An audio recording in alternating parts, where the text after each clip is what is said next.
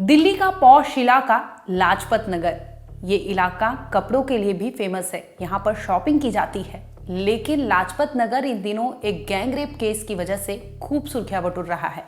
आपको याद होगा कि हाल ही में दिल्ली के सराय काले खां में भी एक गैंग रेप को अंजाम दिया गया था, जिसमें ओडिशा की रहने वाली एक रिसर्चर के साथ गैंग रेप जैसी वारदात को अंजाम दिया गया था। और ये गैंग रेप करने वाले कोई और नहीं बल्कि कबाड़ी, भिखारी और ऑटो ड्राइवर थे।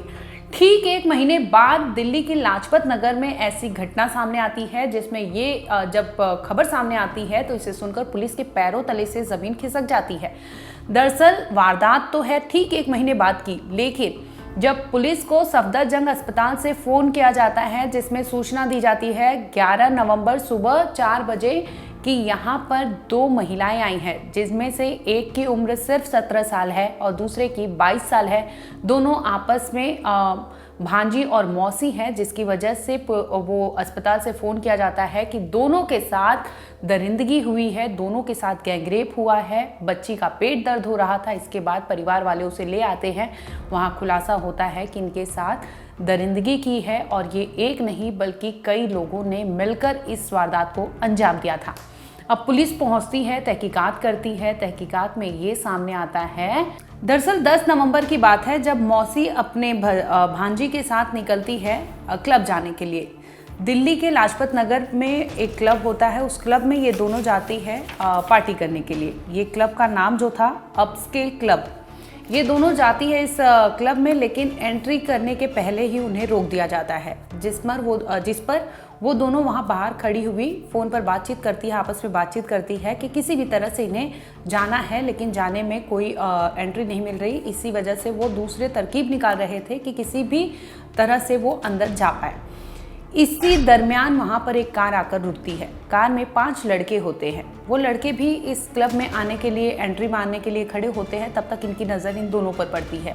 अब ये दोनों आपस में बातचीत करते रहती है, जिस पर लड़कों को भी भनक लग जाती है कि इनको एंट्री नहीं मिल रही। जिसके बाद उनमें से ग्रुप में से एक मेंबर आता है, बातचीत करने लगता है दोनों से और कहता है कि हमें भी एंट्री नहीं मिल रही, आप लोगों को भी नहीं मिल रही।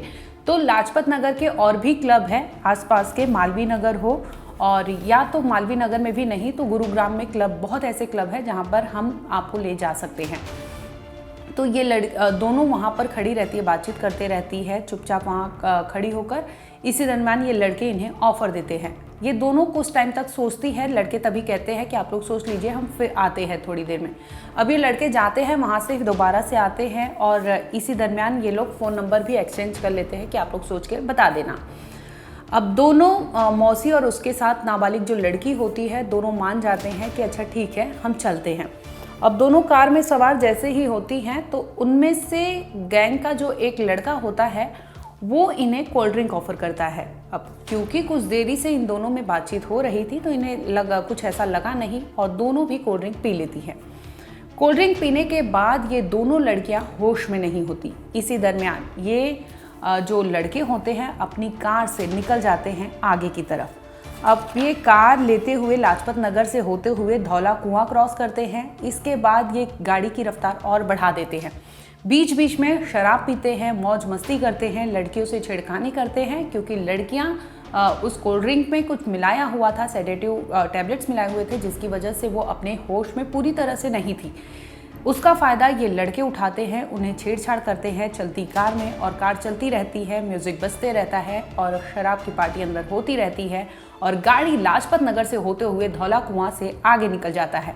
अब ये गाड़ी रफ्तार भरकर हरियाणा के गुरुग्राम में पहुंच जाती है। आपको बता दें कि हरियाणा के गुरुग्राम में बहुत ऐसे क्लब हैं जहां पर लेट नाइट भी एंट्री होती रहती है और बहुत से ऐसे कपल हो, यंगस्टर हो, जाते रहते हैं। अब ये लोग ले जाते हैं गुरुग्राम में एक क्लब में गाड़ी, लेकिन अंदर नहीं जाते। इसके बाद ये फिर से गाड़ी घुमा लेते हैं और ये हो जाते हैं लाजपत नगर के लिए निकल जाते हैं। आपको बता दें कि कार में 5 लड़के सवार होते हैं। ये वापस गुरुग्राम से लौटते हैं अपने घर लाजपत नगर के लिए। वहाँ पर कस्तूरबा निकेतन करके एक जगह है, वहाँ पर जाते हैं और वहीं पर 5 लड़कों में से एक का घर होता है। उस लड़के के घर में ये एंट्री करते हैं और एंट्री करने के बाद ये एक एक कर लड़की की अस्मत के साथ खेलते हैं। यहाँ तक कि नाबालिग बच्ची जो 17 साल की थी उसे भी वो नहीं छोड़ते, उसकी भी इज्जत आबरू लूटने लगते हैं। एक और मौसी पड़ी होती है, एक और मौसी की भांजी वहाँ पड़ी होती है। दोनों के साथ वहाँ पर गैंगरेप किया जाता है। बारी बारी से ये सभी लोग उन दोनों के साथ दोनों का इज्जत लूटते हैं और उन दोनों को वहीं पर छोड़ देते हैं। बता दें कि ये जो लड़के थे कार में सवार, ये 5 लड़कों में कुछ का नाम सामने आया है, जिनमें है शिवम, अमन, अमर और अभिषेक। इनमें से अमर मेहरा जो है, इसी का घर लाजपत नगर के वो जो घर था जहाँ पर ये लोग गए थे कस्तूरबा निकेतन, वहाँ के बगल में ही उसका घर था अमर का। उसी के घर पर ले जाते हैं दोनों को, जहाँ पर ये सभी बारी बारी से लड़की और उसकी मौसी के साथ गैंगरेप जैसी वारदात को अंजाम देते हैं। और इसके बाद कार को वापस से निकालते हैं और कार को लेकर वापस से दोनों को बिठाते हैं और आसपास उनके जो घर होता है वो जो बताई रहती हैं उधर ही लाजपत नगर में एक जगह पर ले जाते हैं, जहां पर दोनों को छोड़ देते हैं। दोनों घर जाती हैं। अगली सुबह उन्हें पेट में दर्द होता है, जिसकी वजह से उन्हें सफदरजंग अस्पताल ले जाया जाता है। वहां खुलासा होता है कि दोनों के साथ गैंगरेप हुआ है। आपको बता दें कि पुलिस जांच पड़ताल करती है और जैसे जैसे लड़कियों ने अपना बयान दिया था, इसके आधार पर पुलिस 5 आरोपियों तक पहुंचती है, जिसके बाद इन 5 को अरेस्ट भी कर लेती है। सभी की उम्र जो है 22 से 26 साल बताए जा रहे हैं, जिनमें से शिवम, अमन, अमर, अभिषेक, इन चारों समेत एक और को अरेस्ट किया है पुलिस ने, जिसमें ये खुलासा हो चुका है कि इन 5 ने ही इन दोनों के साथ गंदा काम किया था और इन्हें कार में इनकी मोटिव पक्का था कि ये लड़कियों के साथ गलत काम करेंगे। इसके तहत वो वहाँ से लाजपत नगर से निकलते हैं, धौला कुआं होते हुए गुरुग्राम पहुँचते हैं। गुरुग्राम में वो रुकते नहीं, दोबारा से गाड़ी वहां से लौटा देते हैं, जिसके बाद लाजपत नगर में अमर के घर पर आकर सभी एक के बाद एक अपनी हवस को मिटाते हैं, उनके इज्जत, उनकी अस्मत से खेलते हैं। इसके बाद जल्दी ही उनमें से एक आरोपी उठता है, कार में दोनों को बिठाता है और आश्रम के पास जो लड़कियों का घर होता है उसमें जाकर छोड़ देता है। अगले दिन मामले का खुलासा होता है, जिसके बाद पुलिस पहुंचती है और जो कार थी, कार को भी पुलिस जब्त कर लेती है, जिसमें ये सामने आता है कि इसी कार में ये लड़कियों के साथ छेड़खानी भी किए थे, जिसके बाद उन्हें अपने घर ले गए थे और दरिंदगी किए थे। बता दें कि भारतीय न्याय संहिता के सेक्शन 64(1) के तहत मुकदमा दर्ज कर लिया गया है। इसके साथ ही सेक्शन 71 के तहत भी मामला दर्ज किया गया है और इसका क्योंकि लड़की नाबालिग थी, मौसी के साथ जो लड़की थी 17 साल की थी, तो पॉक्सो एक्ट के तहत भी मामला दर्ज किया गया है। बता दें जहां पर वारदात को अंजाम दिया गया था, यानी अमर के घर पर फॉरेंसिक टीम पहुंची है, वहां से भी सारे एविडेंस कलेक्ट कर रही है। इसके साथ ही जो कार थी, कार को भी जब्त कर लिया गया है, वहां भी फॉरेंसिक टीम तहकीकात कर रही है। और जो आरोपी हैं उनका ये खुलासा हुआ है कि इनमें सभी जो थे, कोई हेल्पर था, कोई गार्ड का काम करता था, कोई कार ड्राइविंग का काम किया करता था, यानी सब छोटे मोटे काम ही किया करते थे। इसी दरमियान ये लोग जाते हैं दिल्ली के लाजपत नगर में क्लब में जाने की कोशिश करते हैं, जिसमें ये 2 लोगों को देखते हैं और उन्हें टारगेट बना लेते हैं। टारगेट के साथ ये अपनी कार में नशीली दवाइयाँ कुछ रखते हैं, जो कोल्ड ड्रिंक में मिलाकर उन दोनों को दे देते हैं और इसी का फ़ायदा उठाते हुए दोनों की इज्जत लूट लेते हैं।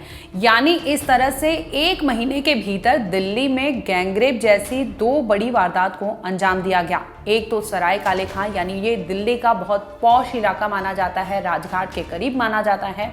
वहां पर एक लड़की दिल्ली मेट्रो स्टेशन के नीचे बैठी होती है। इसी दरमियान एक कबाड़ी वाले की नज़र पड़ती है, क्योंकि वो नशे में धुत होता है। इसी का फ़ायदा उठाते हुए वो लड़की को पकड़ता है, झाड़ियों में ले जाता है और उसके साथ गंदा काम करता है। और हैरानी की बात यह है कि वहाँ पर चल रहे एक भिखारी जो था, वो वहाँ पर एरिया में बहुत उसका नाम था भिखारी का। तो वो भिखारी जब जा रहा था, इसी दरमियान उसकी भी नज़र पड़ती है, जब वो देखता है कि एक कबाड़ी वाला एक लड़की के साथ गंदा काम कर रहा है। भिखारी अपने पैरों पर नहीं चल सकता था, हाथ के बल पर वो आगे बढ़ रहा था, लेकिन उसकी नीयत इतनी गंदी थी कि वो झाड़ियों के पास जाता है और उस लड़की के साथ कबाड़ी वाला जो कर रहा था सेम काम वो खुद भी करता है, बजाय इसके कि लड़की को बचाना चाहिए। लेकिन ये दोनों वहाँ करते रहते हैं और लड़की की बदकिस्मती देखिए कि वहाँ पर एक ऑटो गुजर रही थी, ऑटो ड्राइवर की भी नज़र पड़ती है और वो भी देखता है कि 2 लोग लड़की के साथ गलत काम कर रहे हैं। वो भी उस लड़की को बचाने की जगह, उसकी इज्जत बचाने की जगह वो खुद जाता है, उन दोनों के काम में शामिल हो जाता है। इस तरह से 3 लोगों ने ओडिशा की रहने वाली एक रिसर्चर के साथ गैंगरेप जैसी वारदात को अंजाम दिया। इसके बाद ऑटो में बिठाकर वापस से दोबारा ऑटो ड्राइवर ने उसके साथ गलत काम किया और जिसके बाद वो राजघाट के पास ही उस लड़की को फेंक देता है जैसे कोई चीज़ हो। और इसके बाद वहाँ पर जो राहगीर होते हैं उनकी नज़र पड़ती है, वो फ़ोन पर सूचना देते हैं, जिसके बाद मामले का खुलासा होता है। आखिर निर्भया केस से दिल्ली पुलिस ने क्या कुछ सीख लिया, ये देखने की बात है, क्योंकि जो 1 महीने के भीतर 2 बड़े गैंगरेप जैसी वारदात को अंजाम दिया गया है। और वहीं हालांकि पुलिस ने दोनों मामले में आरोपियों को गिरफ्तार कर लिया है, सभी आरोपी गिरफ्तार हैं, लेकिन इस तरह से अगर दिल्ली में खुले में इस तरह से अपराध हो रहे हैं तो सोचने वाली बात है कि दिल्ली पुलिस ने निर्भया केस से क्या कुछ सबक लिया और इस तरह से लड़कियां कितनी सुरक्षित है रात में दिल्ली में सड़कों पर निकलने के लिए, ये सोचने वाली बात है।